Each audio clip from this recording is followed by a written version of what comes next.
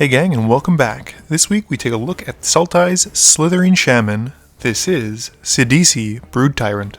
Costing 1 colorless, 1 black, 1 green, and 1 blue, we get a 3/3 Naga Shaman. She also comes with 2 very fun triggered abilities. Her first being, whenever Sidisi Brood Tyrant enters the battlefield, put the top 3 cards of your library into your graveyard, so it's effectively like a dredge card. Her second ability seems more powerful the first time I read it than it actually is.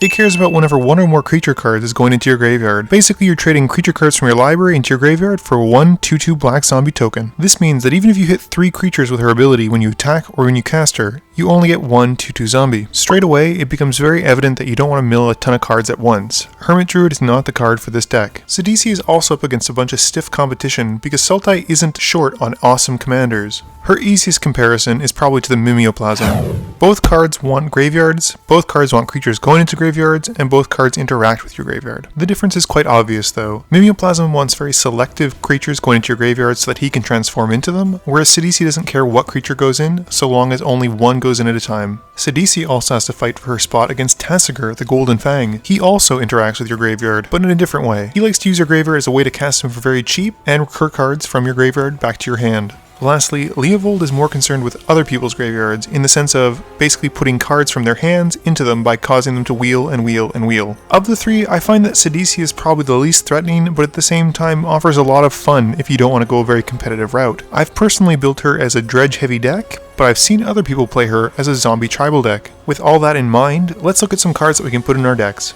It's unfortunate that Sidisi only generates 1 token no matter how many creatures go into the graveyard, otherwise Hermit Druid would be an easy inclusion for this deck. What Sidisi really wants is a reliable way of putting 1 or 2 cards into your graveyard at a time, or individual triggers that cause you to mill 1 card at a time. Deranged Assistant is one such card, offering us both ramp and being able to put in 1 card to our graveyard per activation of its ability. If you're looking for a colorless Deranged Assistant, look no further than Millikin, who does the exact same thing, but costs 2 colorless. Similarly, Hedron Crab can basically cause us to mill only 3 cards, which is very similar to Sidisi whenever we play a land. Nyx Weaver is a great card to have in your deck, as it only mills 2 on your upkeep, and can act as an instant speed Eternal Witness should the situation arise. Now, I'm trying not to let my love of tribal get out, but the next 2 cards are zombies and they're worth considering running. Have and Go Lich can essentially act as Carador does. The Lich does go 1 step further however, by not limiting us to only our graveyard. He also gains all the activated abilities of the creature, which is just a fun little treat. The next zombie I would consider running is Cryptbreaker. There are a few cards in Sidisi which you have to run in your deck, but never want to have in your hand, so Cryptbreaker will offer us a discard outlet and still generate us a 2/2 black zombie. His secondary activated ability works in tandem with Sidisi's ability to generate 2/2 black zombie tokens by allowing us to tap 3 tokens no matter where they're from to draw a card and lose 1 life. I'd say it's a poor man's Phyrexian Arena, however we can do it at instant speed and for as many times as we hit 3 zombies. Now we're going to look at 3 cards that you never want to draw but almost every Sidisi deck wants to run. Those cards are Gaia's Blessing, Kozilek, and Ulamog.